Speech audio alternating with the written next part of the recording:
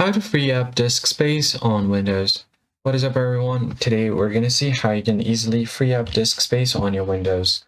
First thing first, you can just go ahead and open up your PC. Go to this PC and then go to C drive.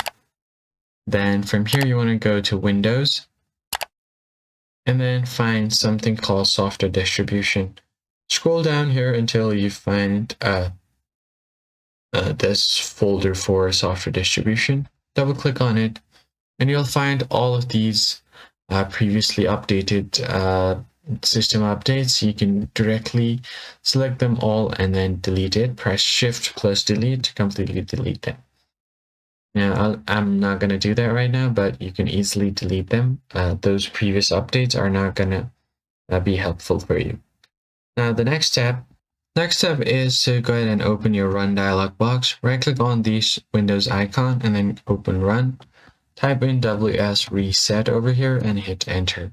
So what it's basically going to do is clear all of the cache from Microsoft Store.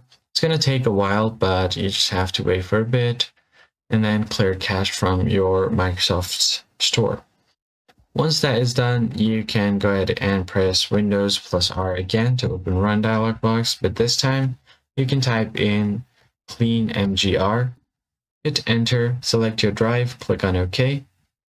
Now it will allow you to clean up your disk, like your downloaded program files, temporary internet files, along with error reports, and then you also have your recycle bin, temporary files.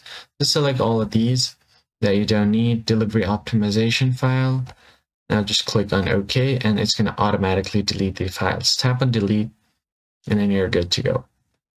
And after doing so, you could also go ahead and check your downloads, because oftentimes when you download different programs, there are going to be some residual exe files, just like these ones. You can just select these kind of files that are exe or MSI, and then you can easily delete all of them because you don't require them anymore.